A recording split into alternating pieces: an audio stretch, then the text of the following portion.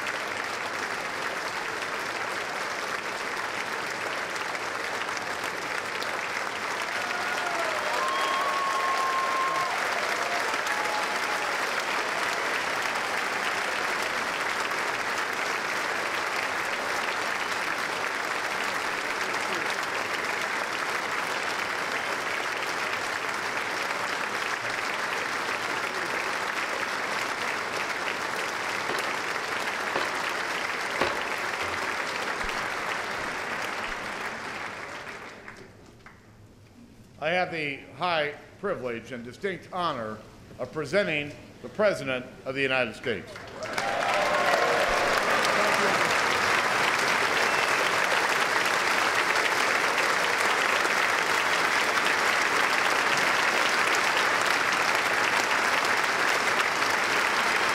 Thank you.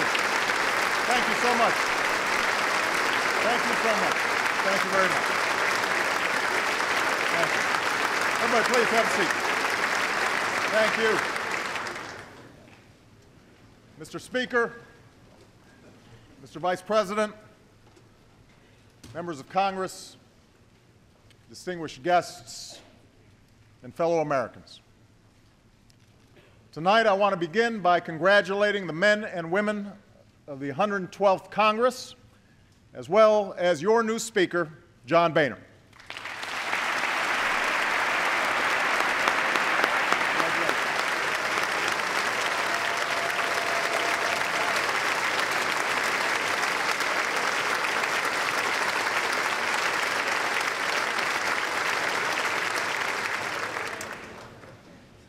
And as we mark this occasion, we're also mindful of the empty chair in this chamber, and we pray for the health of our colleague and our friend, Gabby Giffords.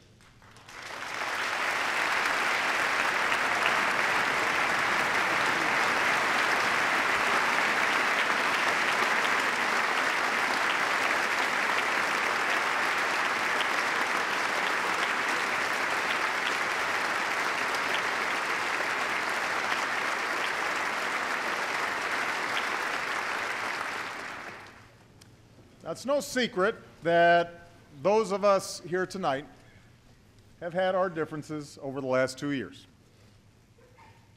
The debates have been contentious. We have fought fiercely for our beliefs. And that's a good thing. That's what a robust democracy demands. That's what helps set us apart as a nation. But there's a reason the tragedy in Tucson gave us pause. Amid all the noise and passion and rancor of our public debate, Tucson reminded us that no matter who we are or where we come from, each of us is a part of something greater, something more consequential than party or political preference. We are part of the American family. We believe that in a country where every race and faith and point of view can be found, we are still bound together as one people, that we share common hopes and a common creed, that the dreams of a little girl in Tucson are not so different than those of our own children, and that they all deserve the chance to be fulfilled. That, too, is what sets us apart as a nation.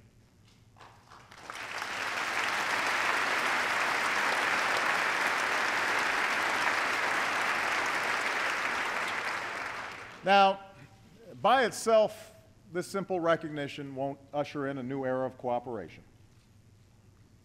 What comes of this moment is up to us. What comes of this moment will be determined not by whether we can sit together tonight, but whether we can work together tomorrow.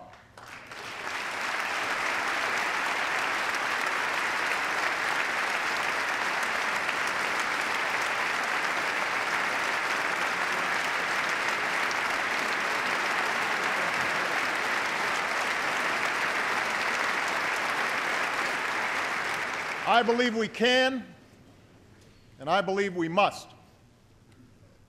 That's what the people who sent us here expect of us. With their votes, they've determined that governing will now be a shared responsibility between parties. New laws will only pass with support from Democrats and Republicans. We will move forward together, or not at all, for the challenges we face are bigger than party and bigger than politics. At stake right now is not who wins the next election. After all, we just had an election. At stake is whether new jobs and industries take root in this country or somewhere else. It's whether the hard work and industry of our people is rewarded. It's whether we sustain the leadership that has made America not just a place on a map, but the light to the world. Now, we are poised for progress. 2 years after the worst recession most of us have ever known, the stock market has come roaring back. Corporate profits are up. The economy is growing again. But we have never measured progress by these yardsticks alone. We measure progress by the success of our people, by the jobs they can find and the quality of life those jobs offer, by the prospects of a small business owner who dreams of turning a good idea into a thriving enterprise, by the opportunities for a better life that we pass on to our children. That's the project the American people want us to work on, together.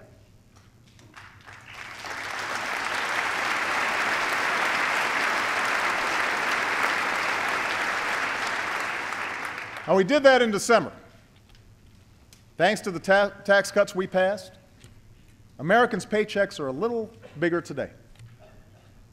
Every business can write off the full cost of new investments that they make this year. And these steps, taken by Democrats and Republicans, will grow the economy and add to the more than 1 million private sector jobs created last year. But we have to do more. These steps we've taken over the last 2 years may have broken the back of this recession. But to win the future, we'll need to take on challenges that have been decades in the making. Many people watching tonight can probably remember a time when finding a good job meant showing up at a nearby factory or a business downtown. You didn't always need a degree, and your competition was pretty much limited to your neighbors.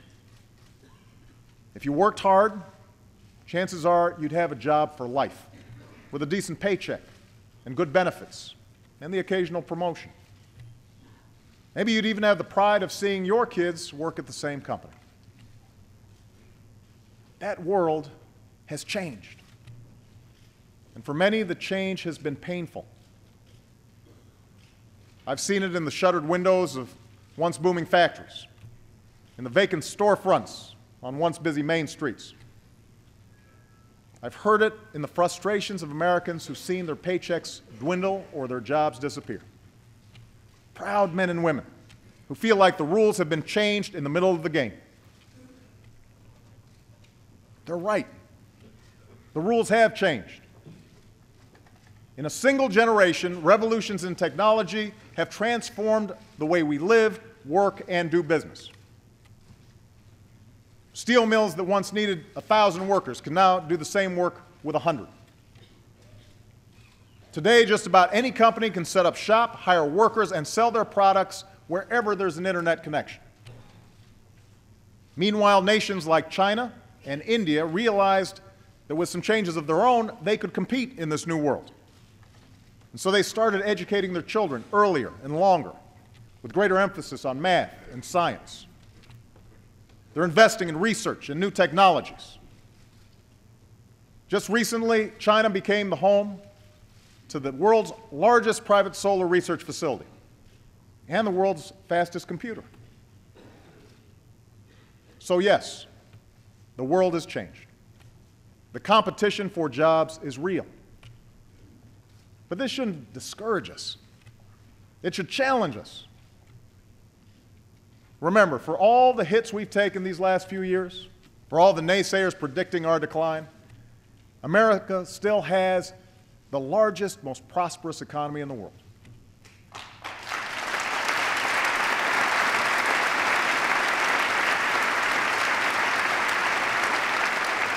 No workers are more productive than ours.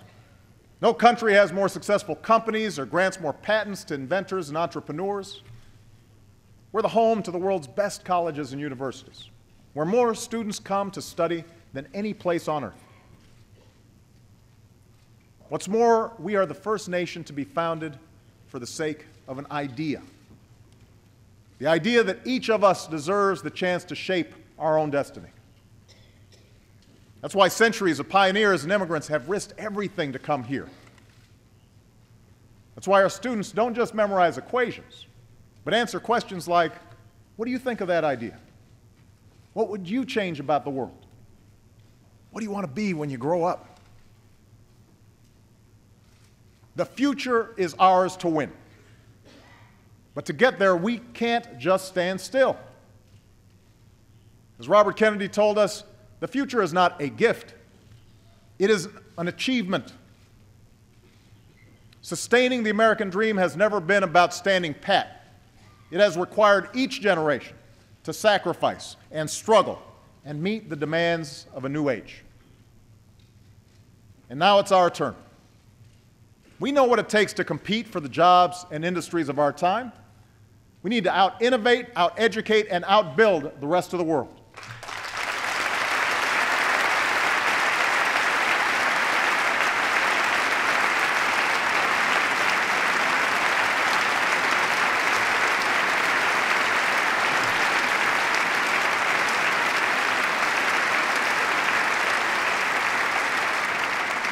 We have to make America the best place on earth to do business. We need to take responsibility for our deficit and reform our government. That's how our people will prosper. That's how we'll win the future.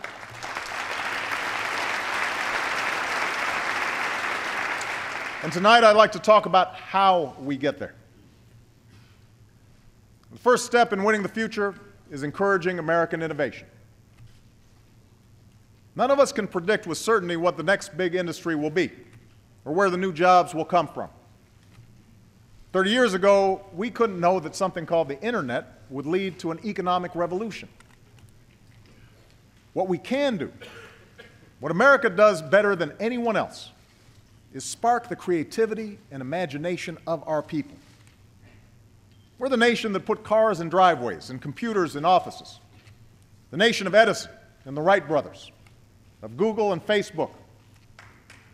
In America, innovation doesn't just change our lives, it is how we make our living.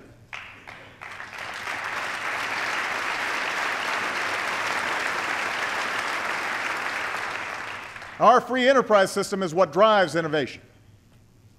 But because it's not always profitable for companies to invest in basic research, throughout our history, our government has provided cutting-edge scientists and inventors with the support that they need. That's what planted the seeds for the internet. That's what helped make possible things like computer chips and GPS. Just think of all the good jobs, from manufacturing to retail, that have come from these breakthroughs. And half a century ago, when the Soviets beat us into space with the launch of a satellite called Sputnik, we had no idea how we would beat them to the moon. The science wasn't even there yet. NASA didn't exist. But after investing in better research and education, we didn't just surpass the Soviets. We unleashed a wave of innovation that created new industries and millions of new jobs. This is our generation's Sputnik moment. 2 years ago, I said that we needed to reach a level of research and development we haven't seen since the height of the space race.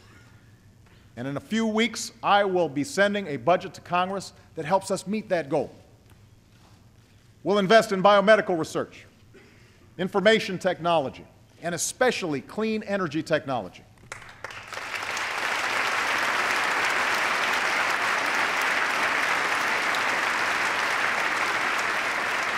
An investment that will strengthen our security, protect our planet, and create countless new jobs for our people. Already we're seeing the promise of renewable energy. Robert and Gary Allen are brothers who run a small Michigan roofing company. After September 11th, they volunteered their best roofers to help repair the Pentagon. But half of their factory went unused, and the recession hit them hard. Today, with the help of a government loan, that empty space is being used to manufacture solar shingles that are being sold all across the country. In Robert's words, we reinvented ourselves. That's what Americans have done for over 200 years. Reinvented ourselves. And to spur on more success stories like the Allen brothers, we've begun to reinvent our energy policy. We're not just handing out money. We're issuing a challenge. We're telling America's scientists and engineers that if they assemble teams of the best minds in their fields and focus on the hardest problems in clean energy, we'll fund the Apollo projects of our time. At the California Institute of Technology, they're developing a way to turn sunlight and water into fuel for our cars. At Oak Ridge National Laboratory, they're using supercomputers to get a lot more power out of our nuclear facilities. With more research and incentives, we can break our dependence on oil with biofuels and become the first country to have 1 million electric vehicles on the road by 2015.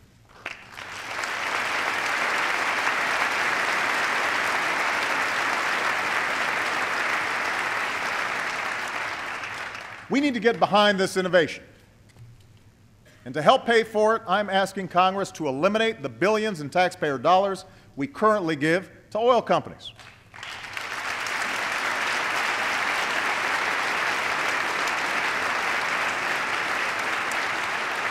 I don't know if you've noticed, but they're doing just fine on their own. So instead of subsidizing yesterday's energy, let's invest in tomorrow's. Now, clean energy breakthroughs will only translate into clean energy jobs if businesses know there will be a market for what they're selling. So tonight, I challenge you to join me in setting a new goal. By 2035, 80% of America's electricity will come from clean energy sources.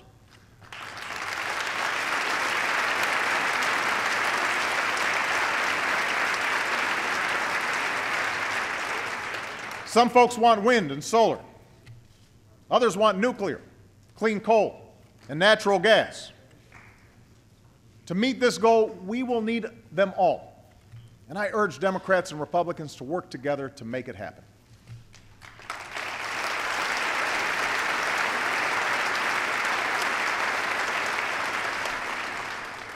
Maintaining our leadership in research and technology is crucial to America's success. But if we want to win the future, if we want innovation to produce jobs in America and not overseas, then we also have to win the race to educate our kids. Think about it. Over the next 10 years, nearly half of all new jobs will require education that goes beyond a high school education. And yet, as many as a quarter of our students aren't even finishing high school. The quality of our math and science education lags behind many other nations.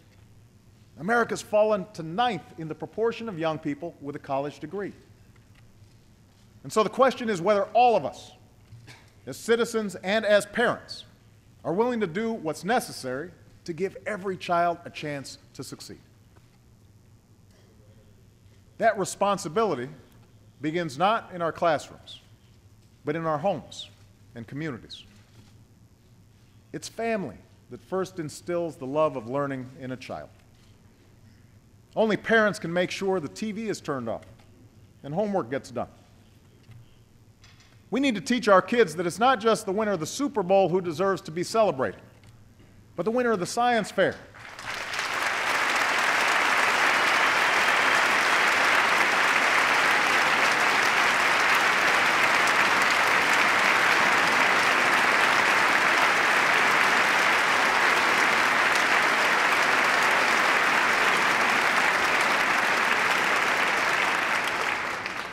We need to teach them that success is not a function of fame or PR, but of hard work and discipline. Our schools share this responsibility.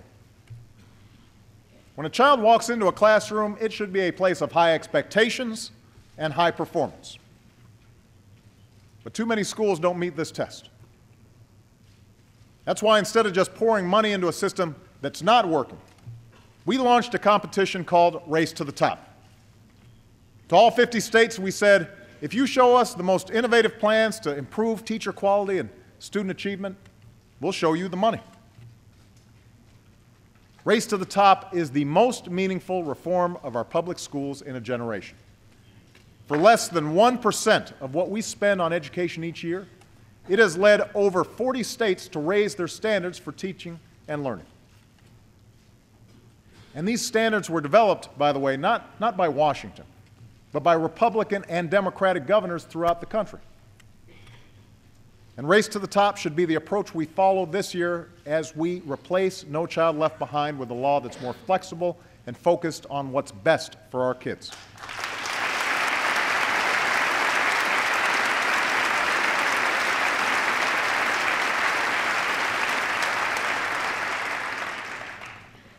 You see, we know what's possible from our children when reform isn't just a top-down mandate, but the work of local teachers and principals, school boards and communities.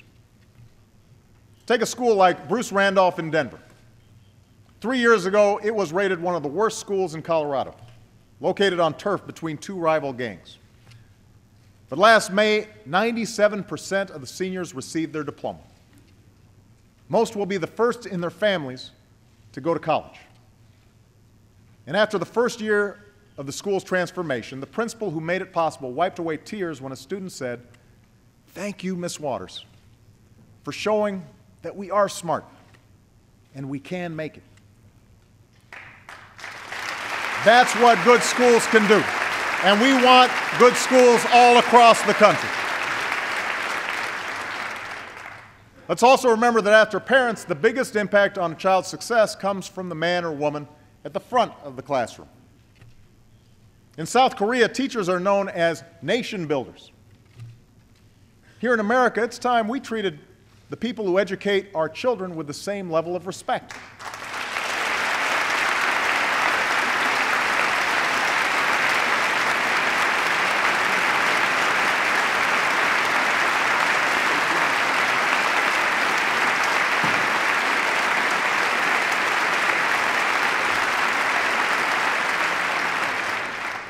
We want to reward good teachers and stop making excuses for bad ones.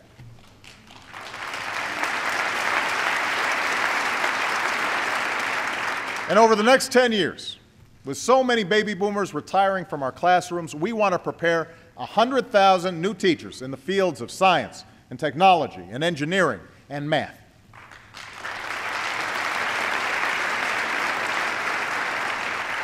In fact, every young person listening tonight who's contemplating their career choice, if you want to make a difference in the life of our nation, if you want to make a difference in the life of a child, become a teacher. Your country needs you.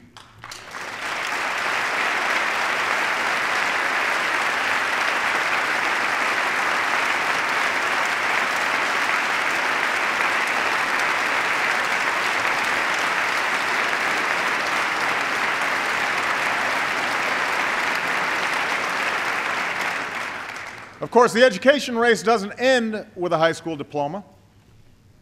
To compete, higher education must be within the reach of every American. That's why we've ended the unwarranted taxpayer subsidies that went to banks and used the savings to make college affordable for millions of students.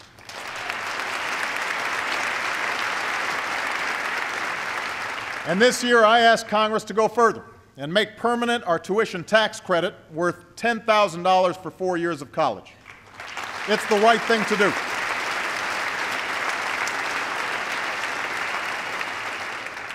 Because people need to be able to train for new jobs and careers in today's fast-changing economy. We're also revitalizing America's community colleges.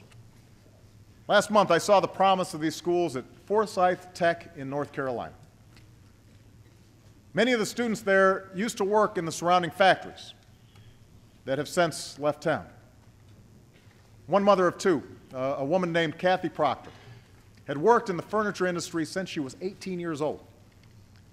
And she told me she's earning her degree in biotechnology now, at 55 years old. Not just because the furniture jobs are gone, but because she wants to inspire her children to pursue their dreams too. As Kathy said, I hope it tells them to never give up. If we take these steps, if we raise expectations for every child and give them the best possible chance at an education from the day they are born until the last job they take, we will reach the goal that I set 2 years ago. By the end of the decade, America will once again have the highest proportion of college graduates in the world.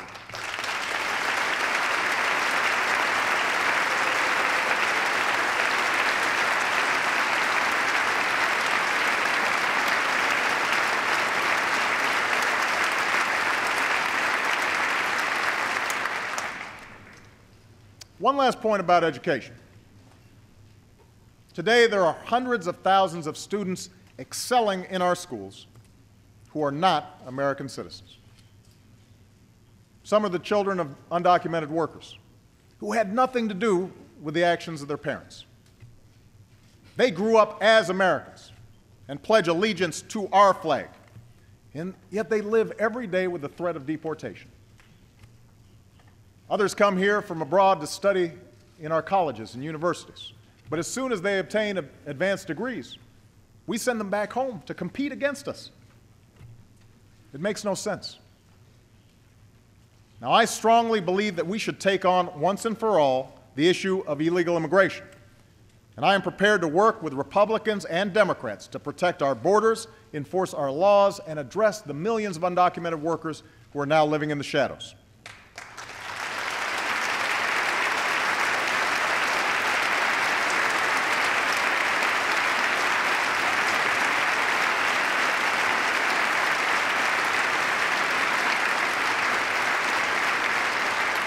I know that debate will be difficult. I know it will take time. But tonight, let's agree to make that effort. And let's stop expelling talented, responsible young people who could be staffing our research labs or starting a new business, who could be further enriching this nation.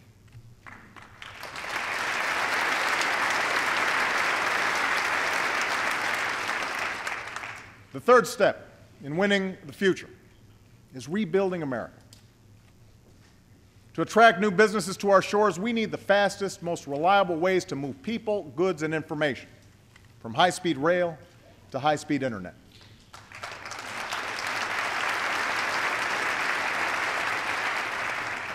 Our infrastructure used to be the best, but our lead has slipped. South Korean homes now have greater internet access than we do. Countries in Europe and Russia invest more in their roads and railways than we do. China's building faster trains and newer airports. Meanwhile, when our own engineers graded our nation's infrastructure, they gave us a D. We have to do better. America's the nation that built the Transcontinental Railroad, brought electricity to rural communities, constructed the interstate highway system. The jobs created by these projects didn't just come from laying down track or pavement. They came from businesses that opened near a town's new train station or the new off-ramp. So over the last 2 years, we've begun rebuilding for the 21st century, a project that has meant thousands of good jobs for the hard-hit construction industry. And tonight, I'm proposing that we redouble those efforts.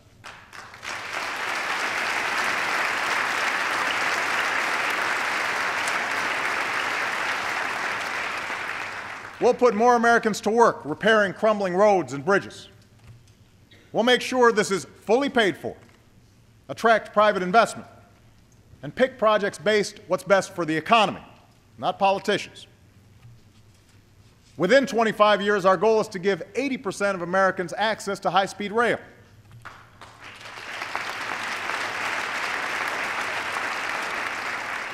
This could allow you to go places in half the time it takes to travel by car. For some trips, it'll be faster than flying, without the pat-down.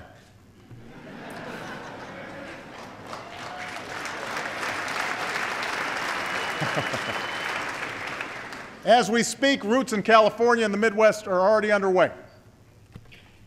Within the next 5 years, we'll make it possible for businesses to deploy the next generation of high-speed wireless coverage to 98% of all Americans.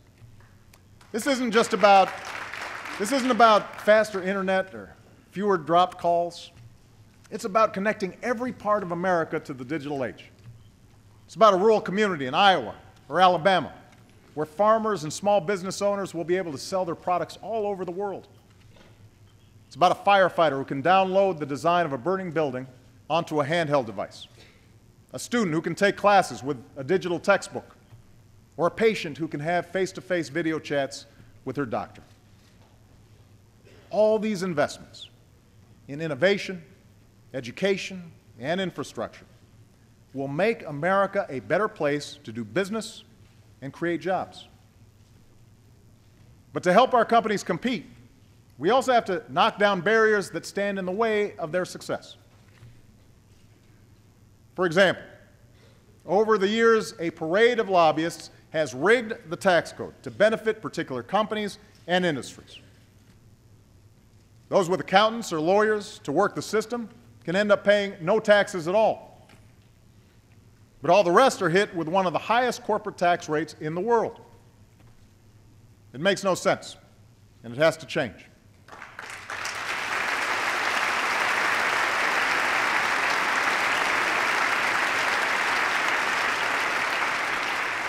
So tonight I'm asking Democrats and Republicans to simplify the system, get rid of the loopholes, level the playing field, and use the savings to lower the corporate tax rate for the first time in 25 years without adding to our deficit.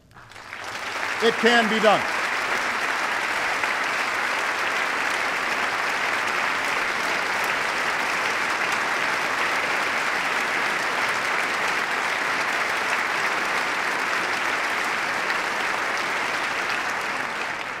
To help businesses sell more products abroad, we set a goal of doubling our exports by 2014. Because the more we export, the more jobs we create here at home. Already our exports are up. Recently we signed agreements with India and China that will support more than 250,000 jobs here in the United States. And last month we finalized a trade agreement with South Korea that will support at least 70,000 American jobs. This agreement has unprecedented support from business and labor, Democrats and Republicans, and I ask this Congress to pass it as soon as possible.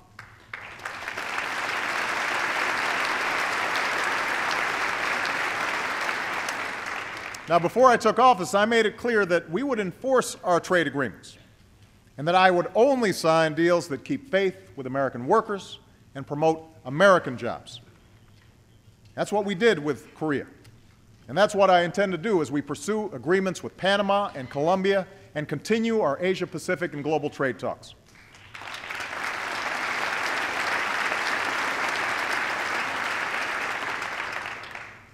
To reduce barriers to growth and investment, I've ordered a review of government regulations. When we find rules that put an unnecessary burden on businesses, we will fix them.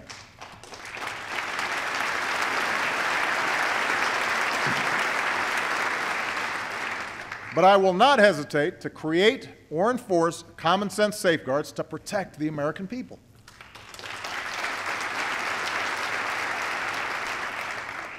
That's what we've done in this country for more than a century. It's why our food is safe to eat, our water is safe to drink, and our air is safe to breathe. It's why we have speed limits and child labor laws. It's why last year we put in place consumer protections against hidden fees and penalties by credit card companies, and new rules to prevent another financial crisis. And it's why we passed reform that finally prevents the health insurance industry from exploiting patients.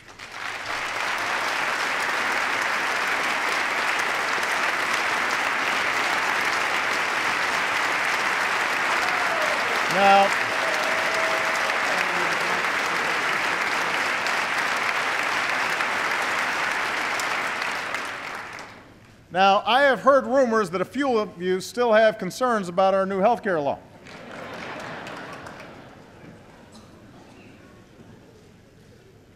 So let me be the first to say that anything can be improved. If you have ideas about how to improve this law by making care better or more affordable, I am eager to work with you. We can start right now by correcting a flaw in the legislation that has placed an unnecessary bookkeeping burden on small businesses.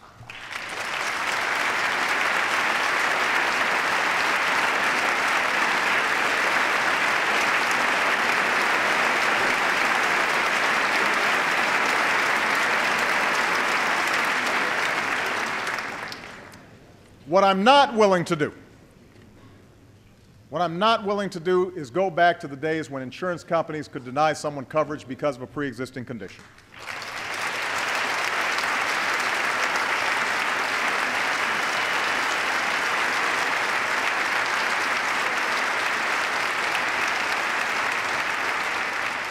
I'm not willing to tell James Howard, a brain cancer patient from Texas, that his treatment might not be covered.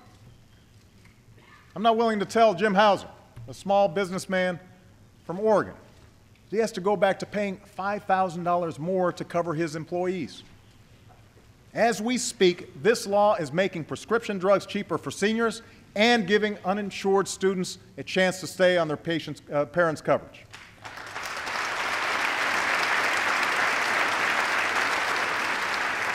So I say to this chamber tonight, instead of refighting the battles of the last 2 years, let's fix what needs fixing and let's move forward.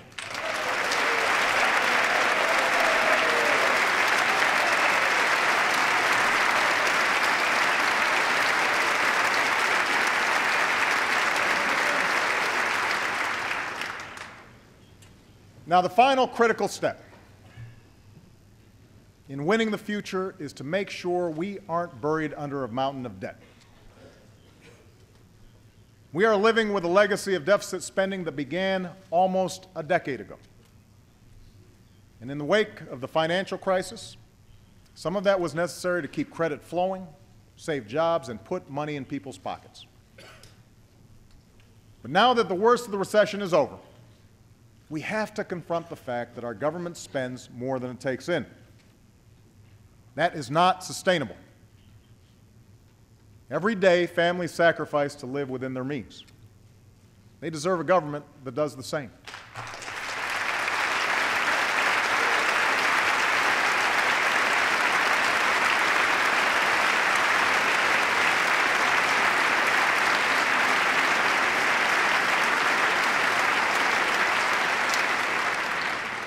So tonight, I am proposing that starting this year, we freeze annual domestic spending for the next 5 years.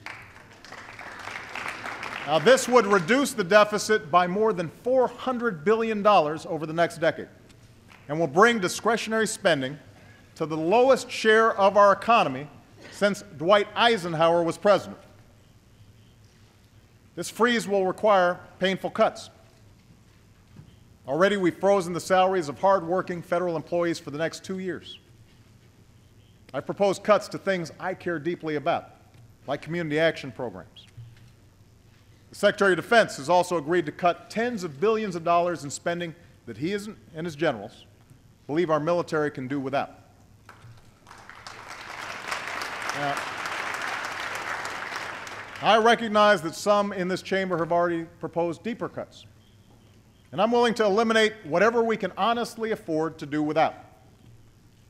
But let's make sure that we're not doing it on the backs of our most vulnerable citizens.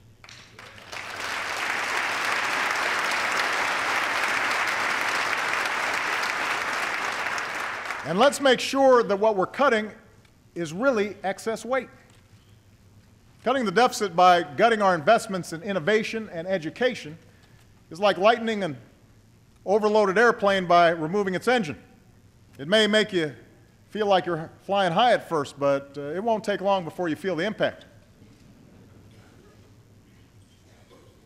Now, most of the cuts and savings I proposed only address annual domestic spending, which represents a little more than 12% of our budget. To make further progress, we have to stop pretending that cutting this kind of spending alone will be enough. It won't.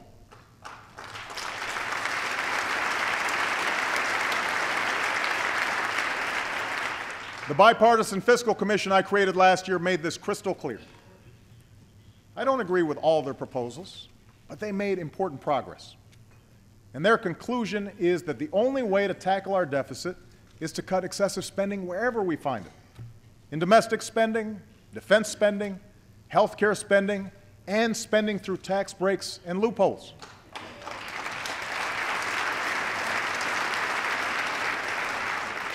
This means further reducing health care costs, including programs like Medicare and Medicaid, which are the single biggest contributor to our long-term deficit. The health insurance law we passed last year will slow these rising costs, which is part of the reason that nonpartisan economists have said that repealing the health care law would add $250 billion to our deficit. Still, I'm willing to look at other ideas to bring down costs, including one that Republicans suggested last year: medical malpractice reform to rein in frivolous lawsuits.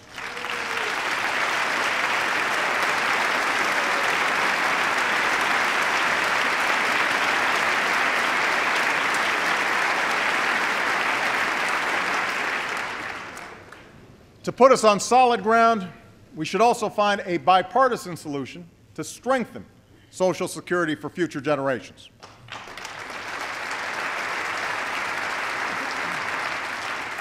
We must do it without putting at risk current retirees, the most vulnerable, or people with disabilities, without slashing benefits for future generations, and without subjecting Americans' guaranteed retirement income to the whims of the stock market.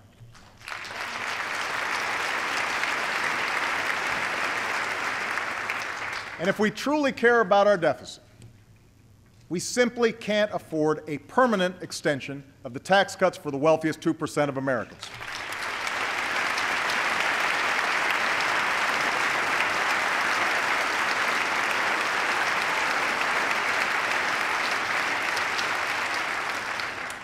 Before we take money away from our schools or scholarships away from our students, we should ask millionaires to give up their tax break.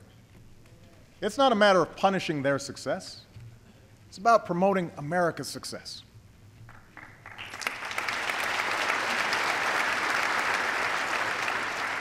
In fact, the best thing we could do on taxes for all Americans is to simplify the individual tax code.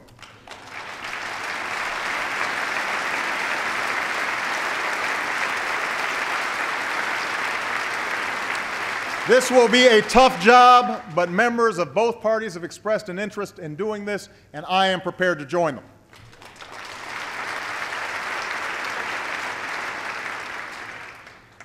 So now is the time to act. Now is the time for both sides and both houses of Congress, Democrats and Republicans, to forge a principled compromise that gets the job done.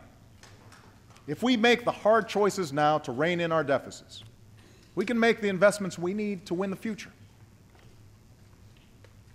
Let me take this one step further. We shouldn't just give our people a government that's more affordable. We should give them a government that's more competent and more efficient. We can't win the future with a government of the past. We live and do business in the information age. But the last major reorganization of the government happened in the age of black and white TV. There are 12 different agencies that deal with exports. There are at least 5 different agencies that deal with housing policy. Then there's my favorite example. The Interior Department is in charge of salmon while they're in freshwater, but the Commerce Department handles them when they're in saltwater. I hear it gets even more complicated once they're smoked.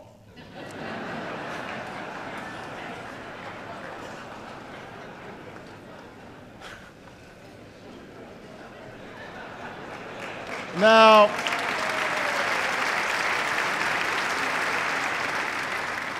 we've made great strides over the last 2 years in using technology and getting rid of waste. Veterans can now download their electronic medical records with a click of the mouse.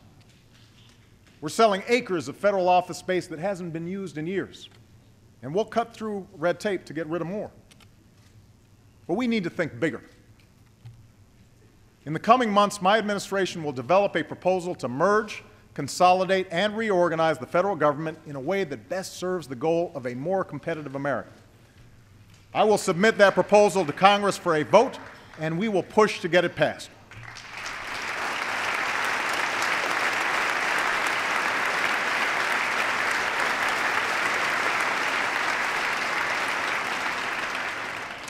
In the coming year, we'll also work to rebuild people's faith in the institution of government.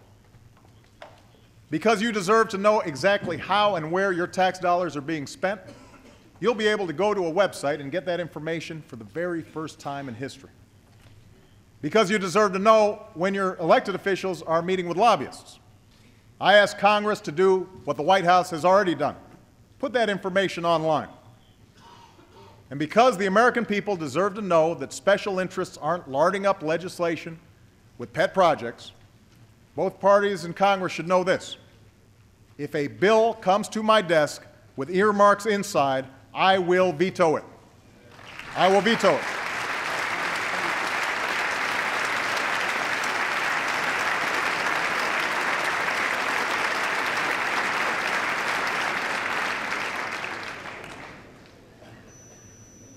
The 21st century government that's open and competent, a government that lives within its means, an economy that's driven by new skills and new ideas. Our success in this new and changing world will require reform, responsibility, and innovation. It will also require us to approach that world with a new level of engagement in our foreign affairs. Just as jobs and businesses can now race across borders, so can new threats and new challenges. No single wall separates East and West. No one rival superpower is aligned against us. And so we must defeat determined enemies wherever they are and build coalitions that cut across lines of region and race and religion. And America's moral example must always shine for all who yearn for freedom and justice and dignity. And because we've begun this work, tonight we can say that American leadership has been renewed and America's standing has been restored.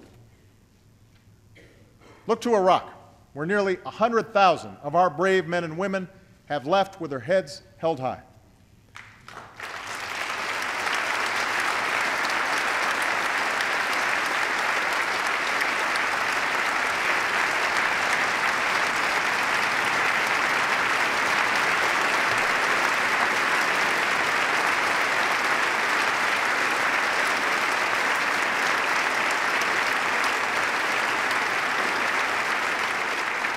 American combat patrols have ended. Violence is down, and a new government has been formed. This year, our civilians will forge a lasting partnership with the Iraqi people while we finish the job of bringing our troops out of Iraq. America's commitment has been kept. The Iraq War is coming to an end.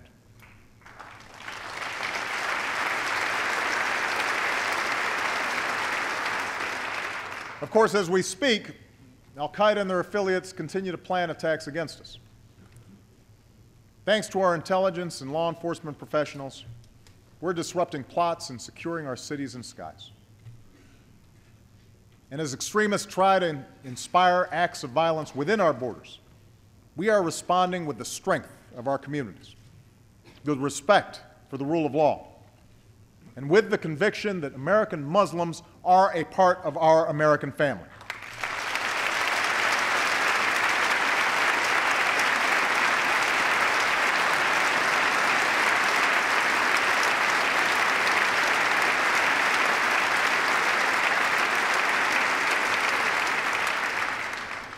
We've also taken the fight to al-Qaeda and their allies abroad. In Afghanistan, our troops have taken Taliban strongholds and trained Afghan security forces. Our purpose is clear. By preventing the Taliban from reestablishing a stranglehold over the Afghan people, we will deny al-Qaeda the safe haven that served as a launching pad for 9/11. Thanks to our heroic troops and civilians, fewer Afghans are under the control of the insurgency. There will be tough fighting ahead, and the Afghan government will need to deliver better governance. But we are strengthening the capacity of the Afghan people and building an enduring partnership with them. This year, we will work with nearly 50 countries to begin a transition to an Afghan lead. And this July, we will begin to bring our troops home.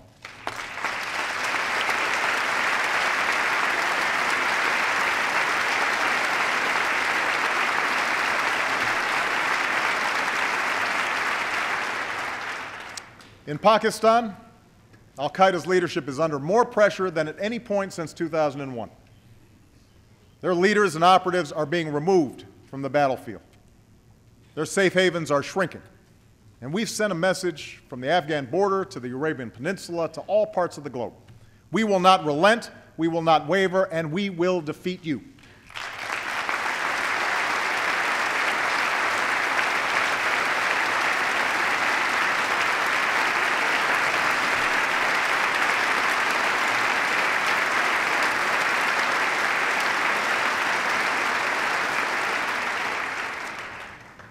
American leadership can also be seen in the effort to secure the worst weapons of war.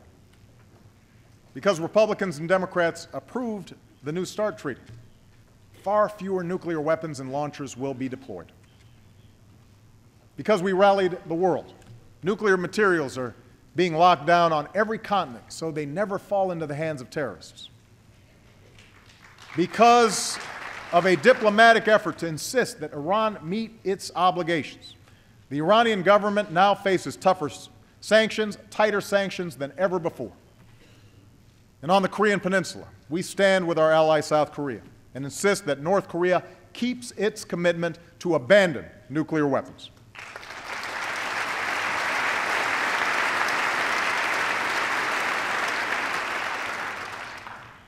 This is just a part of how we're shaping a world that favors peace and prosperity. With our European allies, we revitalized NATO and increased our cooperation on everything from counterterrorism to missile defense.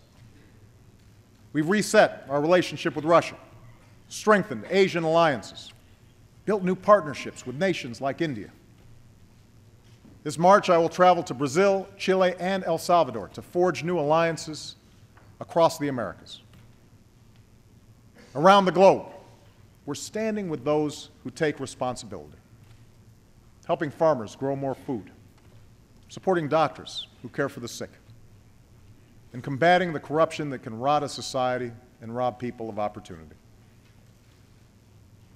Now, recent events have shown us that what sets us apart must not just be our power. It must also be the purpose behind it. In South Sudan, with our assistance, the people were finally able to vote for independence after years of war. Thousands lined up before dawn. People danced in the streets. One man who lost 4 of his brothers at war summed up the scene around him. "This was a battlefield for most of my life," he said. "Now we want to be free."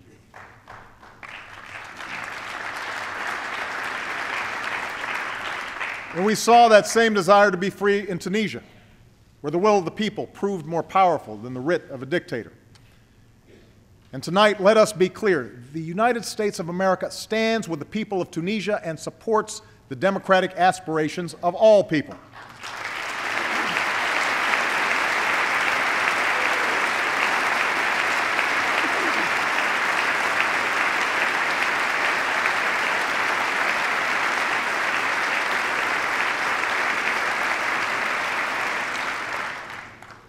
We must never forget that the things we've struggled for and fought for live in the hearts of people everywhere. And we must always remember that the Americans who have borne the greatest burden in this struggle are the men and women who serve our country.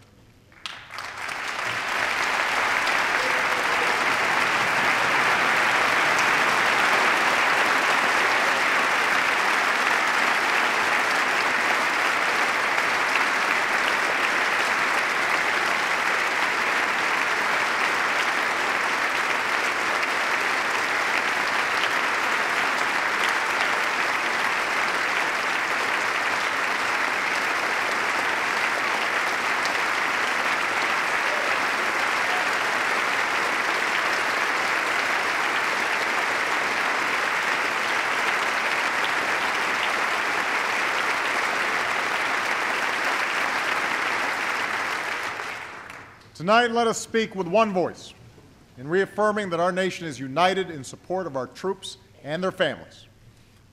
Let us serve them as well as they've served us by giving them the equipment they need, by providing them with the care and benefits that they have earned, and by enlisting our veterans in the great task of building our own nation.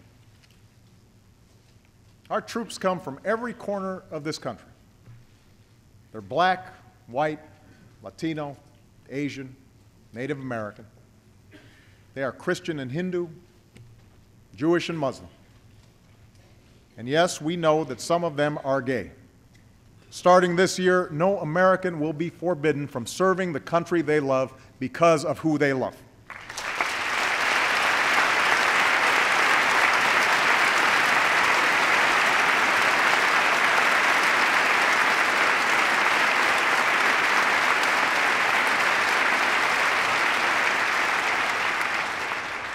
And with that change, I call on all our college campuses to open their doors to our military recruiters and ROTC. It is time to leave behind the divisive battles of the past. It is time to move forward as one nation.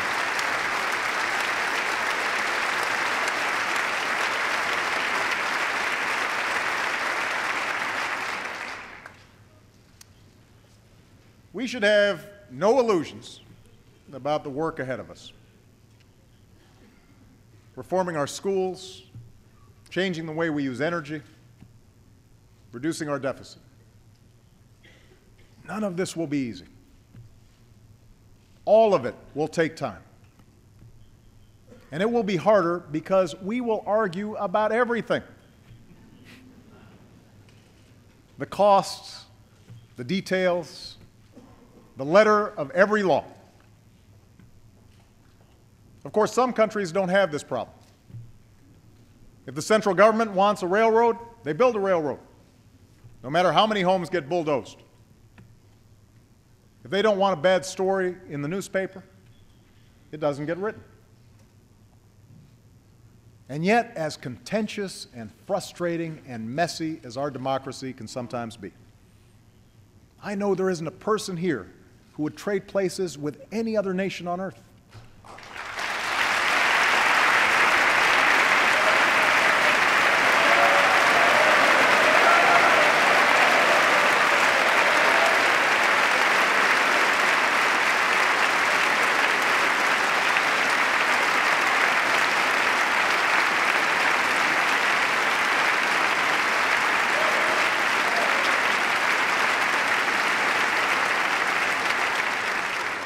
We may have differences in policy, but we all believe in the rights enshrined in our Constitution.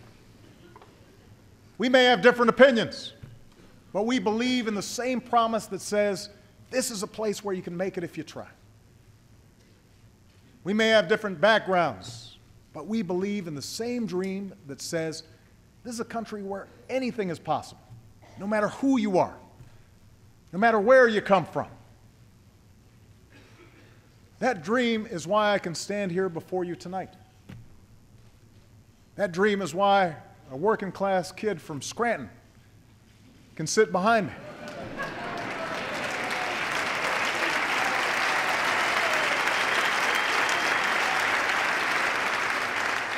That dream is why someone who began by sweeping the floors of his father's Cincinnati bar can preside as Speaker of the House in the greatest nation on earth.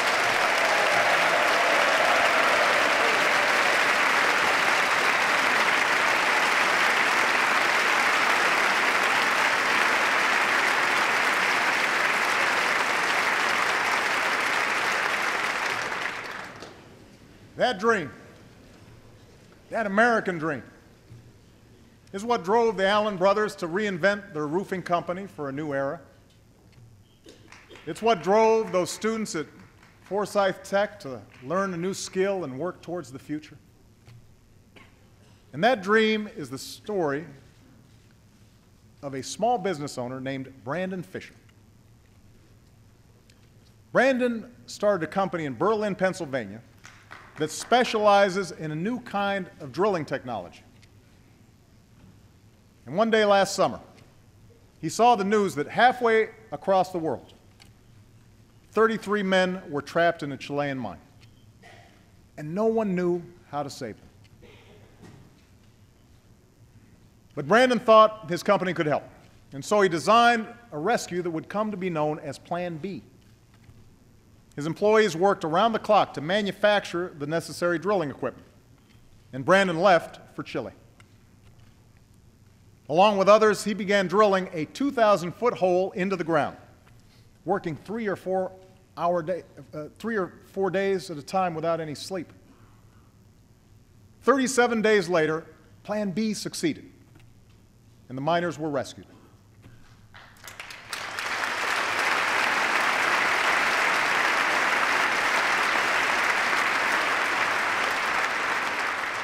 But because he didn't want all the attention, Brandon wasn't there when the miners emerged. He'd already gone back home, back to work on his next project. And later, one of his employees said of the rescue, "We proved that Center Rock is a little company, but we do big things."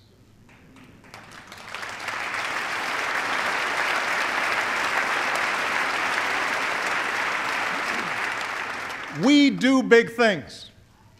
From the earliest days of our founding, America has been the story of ordinary people who dare to dream. That's how we win the future. We're a nation that says, I might not have a lot of money, but I have this great idea for a new company. I might not come from a family of college graduates, but I will be the first to get my degree. I might not know those people in trouble, but I think I can help them, and I need to try. I'm not sure how we'll reach that better place beyond the horizon, but I know we'll get there. I know we will. We do big things. The idea of America endures. Our destiny remains our choice. And tonight, more than 2 centuries later, it's because of our people that our future is hopeful, our journey goes forward, and the state of our union is strong. Thank you. God bless you. And may God bless the United States of America.